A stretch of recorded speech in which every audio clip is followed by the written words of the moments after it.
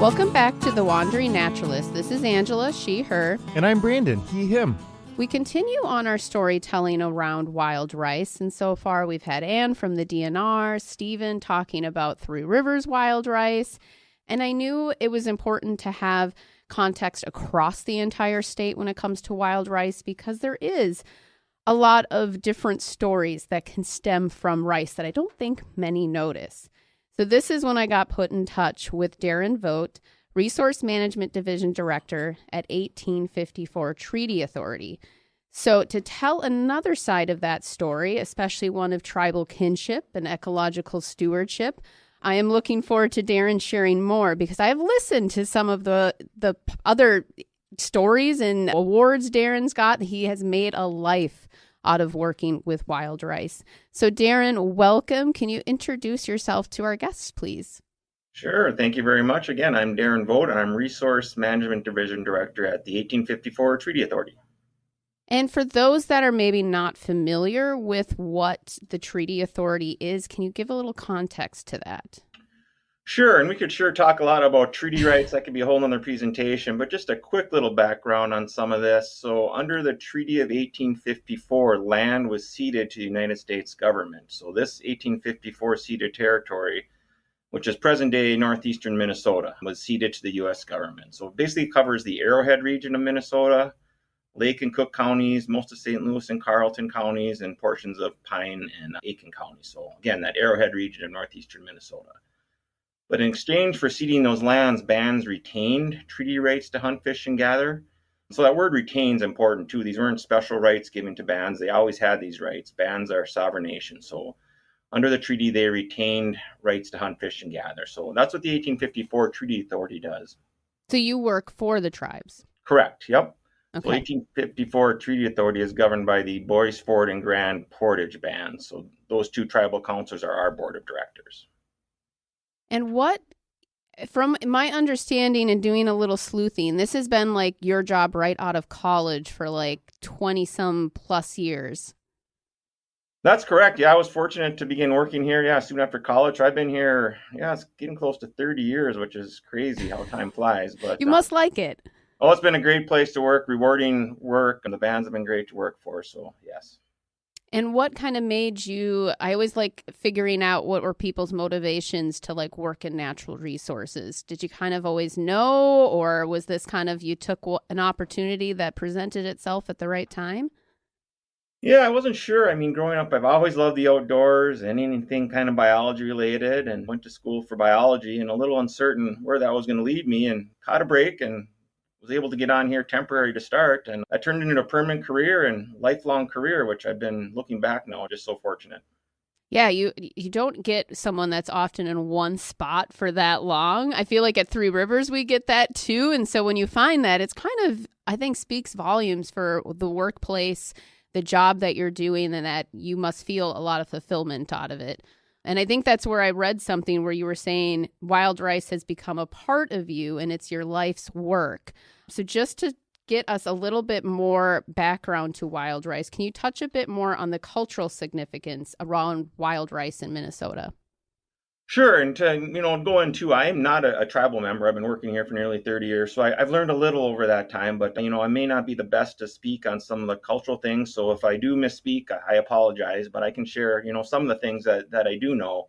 First of all, wild rice is known as manoman in the Ojibwe language. So I've seen that translated into good seed, good berry, or spirit food. So I've seen those different translations of what manoman means. But it's really a gift to the bands. We hear about their migration story as well. They moved from the Ojibwe from the East Coast and traveled west to where the food grows on water. And that's the Great Lakes region here. And so it's really important in their migration story, part of legends and ceremonies. I hear it's the first food often given to babies, first solid food, things like that. So it's a real part of the Ojibwe identity. And again, it's a sacred gift given to the bands. And so the belief is that it needs to be used or it'll be gone. So that's why we feel harvest is really important, that, people should be harvesting wild rice as long as it's done in a good way to utilize that gift that's been given. I'm curious, because it's viewed as a gift, does that change some, maybe how you manage harvesting with the Treaty Authority than maybe a traditional Western focused harvesting might take place? Is there more thought into the stewardship of it, or more thought into, I guess I'm just curious how that changes things, if it does. Well, I think so. I mean, this is another, you can go down a side road here about posting opening dates for harvest, for example. That was something traditionally done, and the tribes in particular are interested in doing that and making sure that harvest wasn't done until the rice was ripe and ready for harvest. And across the state in general, that's kind of left up for the ricers to make that call now. So that's maybe one difference where really care to hold that rice until it's ready for harvest so damage is not done to the crop. Mm-hmm. And how do you monitor and survey wild rice populations and make sure that what the harvesting that is being done is able to be sustainable and that it isn't being wasted? It's fitting into that ethos of this is a gift, we're going to use it. Right, so we do several stewardship activities here and working with many partners as well. The first thing when we started our program here was where is wild rice found in that 1854 ceded territory? So we searched all records. We had a grad student do some work to try to get an idea of where wild rice is present in northeastern Minnesota here. So we maintain a kind of a list, we call it, and update it every year if I come across new info. So right now across northeastern Minnesota, we have 530 waters on that list that have some form of wild rice at least. That's another question, is what is a wild rice water? Our definition is if it has any wild rice now or historically. So that's how we would define it.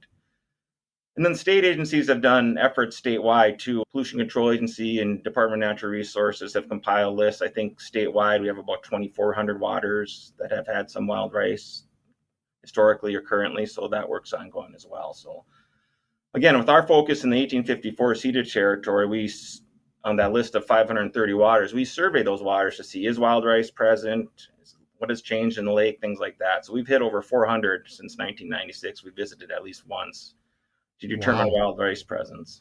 And is there any kind of research that you're doing? Like once you have this baseline of where it is there, monitoring, but also research aspects to that? Yeah, for sure. We have this list of 500 lakes. So we've chosen a smaller subset of 10 that we do some ongoing monitoring. So every year, those are our intensive monitoring lakes where we track water levels throughout the year, do some water quality stuff, but the real focus is late summer, early fall, we do wild rice density survey essentially. So then we can track specific biomass and density across years to see, is rice declining, to document those good and bad years. So that's our intensive monitoring on a group of waters each year. Any trends that you're kind of seeing out of that when it comes to production? I just think with like phenology, even out in the prairies where I work, we're noticing those changes pretty quickly. Yeah, definitely. White rice is variable, so it has good years and bad years depending on the conditions, and that's kind of good for the long-term health of it. So you'll see those ups and downs, but what we are seeing is a long-term decline. You're seeing that kind of angle of decline across these waters. And this year, I just finished a summary report for 2024, and it was the worst year we've ever seen since we started monitoring in 1998 on this group of waters. I think we had a big storm up here in June, so that was a big impact this year. But we're seeing that long-term angle down of the abundance on these rice waters. Are you doing any kind of restoration to help strengthen the longevity of the plant, to help when you have more of you said you're seeing more of a trend towards a decline? Is there anything you're trying to do to reverse that trend, or anything that can be done? Yeah, there's a variety of things to help kind of steward wild rice. Water levels are one thing. Some places you have control, some you don't. Beaver management is kind of an ongoing task for wild rice management. If the water gets too deep, if there's a long-term beaver dam, maybe it's a thought to remove that beaver dam. So that's one thing that's done. There's still some discussion about that maybe in the long term, wild rice still does like to have those up and down years, and that's to the long-term benefit of rice. It seems like if we hold water too shallow, too long, other vegetation starts to get a foothold. So yeah, beavers are kind of a complicated issue. We're still trying to wrap our head around how to best handle. But so that's one thing, would be water management. The other thing, if rice has been lost for a long time, we do some wild rice reseeding. Typically a restoration effort, the first thing is to restore water levels, and that wild rice seed that's still in the sediment, if it's dormant, if the conditions are good, wild rice will regrow on its own. But occasionally we might need to do some reseeding efforts. So we've done a lot over the years. The biggest current one going on is on the St. Louis River estuary near Duluth here. I think since 2015, partners have seeded over 80,000 pounds of wild rice. Oh, wow. Well, yeah, a real coordinated and cooperative effort to trying to restore rice there where The estuary used to have a lot of wild rice, essentially lost, and now we're really working hard to try to get it back there. So have you seen success? I feel like that's a hard thing. Like even talking to Steven, he's been doing some wild rice introductions and trying to get that back into some of our wetlands. And it seems like you need an insane amount of seed compared to like other, application rates. So how long until you kind of know if it worked or it didn't work? Yeah, that's a great question. Rice seeding is not like a one-time thing and done. Usually we say it's at least a 5-year effort and probably longer than that. So you're really trying to establish that seed bank and the sediment. And during that time, you're going to have some good years and bad years for Monoma, depending on water levels and things. So you have to keep establishing seed. And yeah, seed is hard to acquire as well. You don't just go online and order it. You have to work with harvesters to purchase it or collect it yourself. So seed acquisition is really a hang up with the restoration projects going on. How do you get your hands on enough seed? Well, and Stephen kind of explained too, like it's not something you don't transport it and keep it the same way you would other seed. Like it kind of has to be kept wet, but not overly wet where it's going to get mold or anything else in it. Yeah, that's correct. Wild rice seed, normally if it's in the natural state, it would stay underwater for the season and start growing the next year. So if you get it, the best thing to do is get it seeded right away within the next day or two. So seed handling and storage is a little harder with wild rice seed. Yeah, we're not talking like you're just skipping down the prairie tossing seed out of a bucket. Like we're talking about some hard to get to areas. We learned some hard lessons. Are you doing most of that kind of reintroduction or putting seeds back out like from canoe or from something on the actual water? Correct. Yep. Typically, you're in a canoe and you're just hand tossing it in. Some larger waters, you can use maybe a larger boat to get to the areas of the rice. But typically, in a canoe and throwing it by hand. And is that something you're doing with staff, or is that would you be involving tribe members as well for some of those kind of introductions?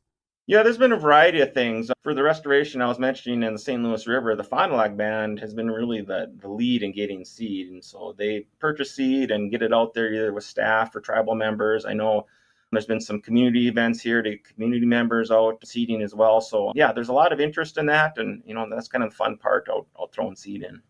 Do you feel like there's been enough education and outreach happening around wild rice in Minnesota? Do you think there's places where we can improve that so the public's more aware of it?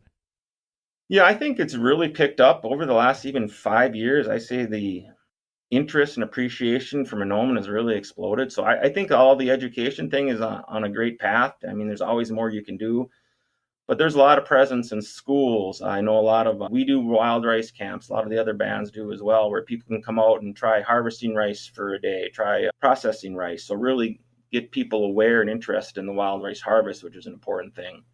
So I think there's a lot going on, but always more that could be done. And do you have any recommendations for our listeners on how they can have a positive impact on wild rice, maybe when they're recreating in lakes and things like that?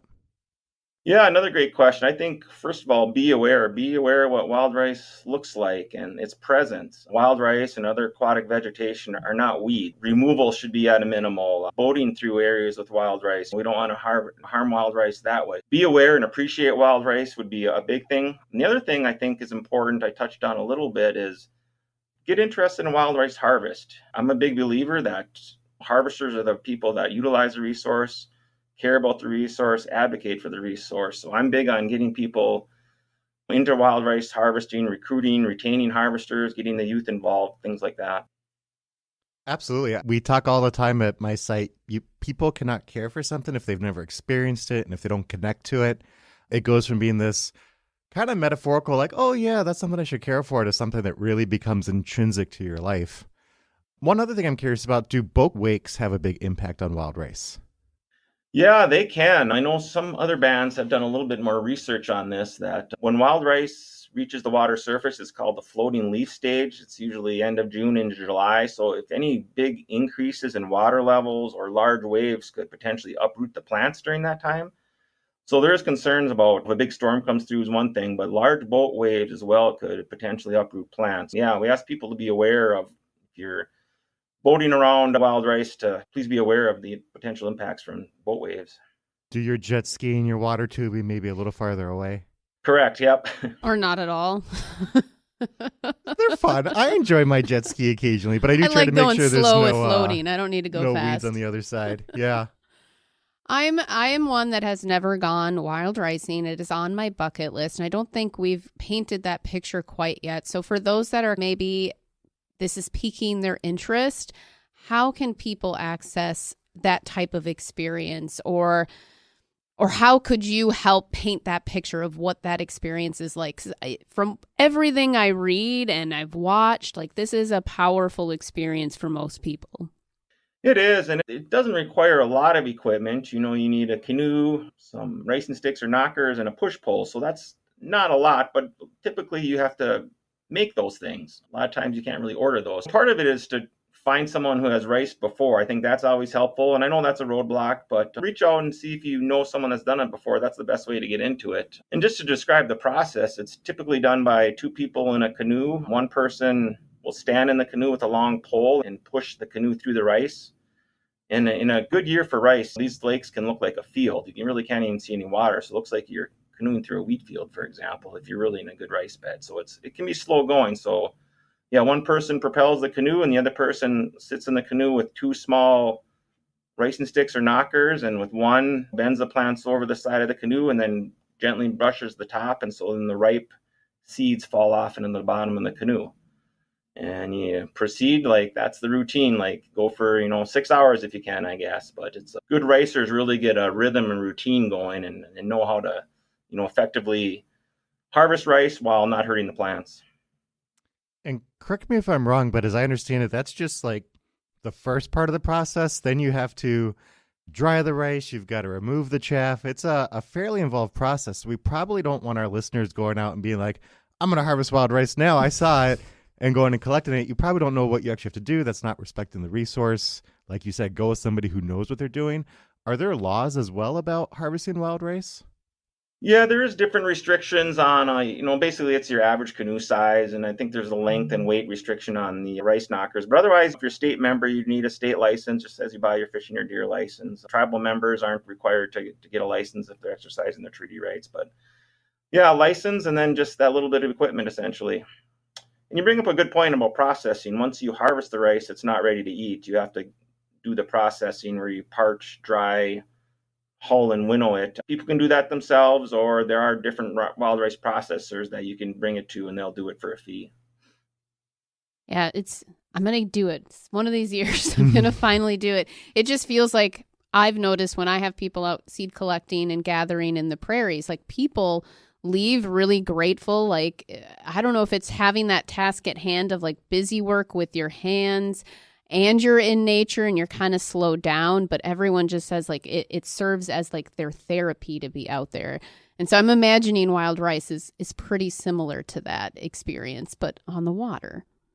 Yeah, correct. You definitely get that connection being outside and that connection with Monoman when you're out there. And Monoman too we don't consider it an it's a being, it's a relative. So when you're out there harvesting, you have that real connection. Anything else from when you go out wild ricing? Like, again, for those that maybe haven't spent time on the water in these type of habitats, what other things are you seeing, hearing, maybe smelling? Yeah, so much depends on the day, but there's a lot of wildlife in the rice. Sora rails are popular, other kinds of birds, muskrat, beaver. I mean, you have all those connections are out there, and even just that rhythm of you're knocking the rice and you're hearing that ripe seed hit the bottom of the canoe, like almost like grains of sand when that rice is nice and ripe hitting your canoe. It's just that rhythm and that sound, and there's a smell to it as well. I guess I can't describe it, but it's just when you're out there, you would experience all these things. Thank you so much for coming on and sharing your knowledge about it. I really, really appreciate it. It's great to know about the work that the 1854 Treaty Authority is doing, and just a little bit more about the importance of wild rice and how our listeners can help care for it as well. So thank you. Thanks for having me.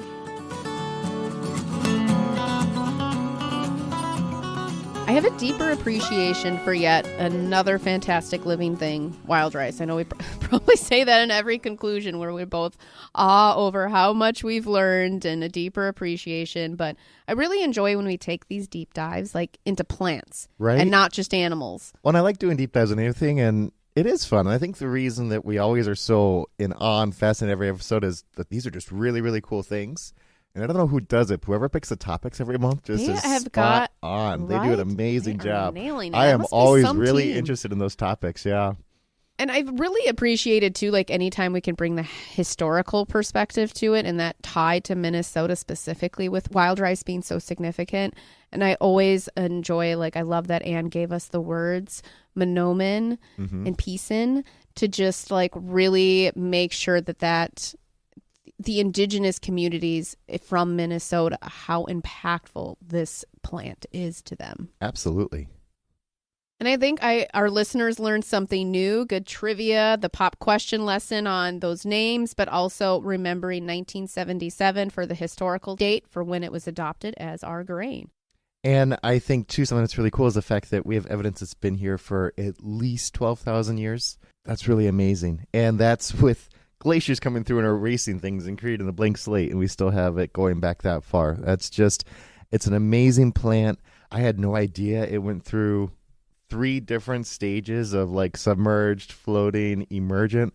Like, because we talked about the different stages or different kinds of wetland plants in a past episode, and we're like, we broke them into those categories: submerged, floating, emergent. And this they're one all does completely it all. different. Yeah. It's just really, really cool. I love it, too, because thinking of the earth feeding us and understanding how valuable this grass was to the indigenous communities, the history of where it's gone now to where it's cultivated, and just the power of food and eating things that are healthy for us. I just really think that's a cool thing to think about. So hopefully everyone now is going to be looking up some wild rice recipes. It's delicious. We'll have to put some on. So maybe your breakfast high in protein. Yep. It's a great, great food. And I think it's not just a great food for us, it's a great food for all kinds of animals, as we heard about. Minnesota DNR's comprehensive wildlife conservation strategy lists 17 species of wildlife known as species of greatest conservation need that use wild rice lakes as habitats for reproduction and foraging. So it's incredibly important for that. But as we heard, it's also a very sensitive plant. And so if you are a person that enjoys going jet skiing or boating, watch your wake. Be careful when you're close to shore so that we don't have these plants getting uprooted. And cleaning your equipment. So if you're one of those out in waders, swooping out in the water, I think that's a really important message that Anne touched on too with aquatic invasive plants. And buy local wild rice. I honestly do think hand harvested tastes different than when you buy it just the generic paddy grown wild rice. I think a lot of that comes from California anyway. I mean, California ruining the Florida citrus and now our wild rice. Come on, California. But it is more expensive, but it is supporting local people in our area who are harvesting it. And it is that nice wild rice. Thank you to our generous guests for sharing their time and expertise. Anne, Stephen, and Darren, they always give such inspiration to hear from work across Minnesota made possible. So Minnesota DNR, Three Rivers, 1854 Treaty Authority. We're just really fortunate in Minnesota to have all these amazing organizations. If you have questions on wild rice, please do not hesitate to reach out. Maybe share a story around your own wild rice recipe or story that you've been out harvesting. It may help us to inspire the next person. You can do this on our Facebook page or Instagram, the Wandering Naturalist Podcast of Three Rivers. Type in Wonders of Wild Rice in the search function. As we always say, there's never enough time, so make sure you go check out additional resources. You can also give us feedback, ask questions, and see when Angela and I are doing in-person events where you can potentially wander with us on our social media sites. And you can email us at wanderingnaturalist@threeriversparks.org. Please leave us a review and share with your friends where you download our episodes from. Your reviews and shares help our podcast reach more people. A special thanks to Tom Knisley for arranging interviews, and Monica Rauschwater for guest outreach, Emily Thompson for guest support, and our amazing social media team for posting on Facebook and Instagram. We hope you enjoyed learning with us today. Now that you know, what will you do in your wanderings?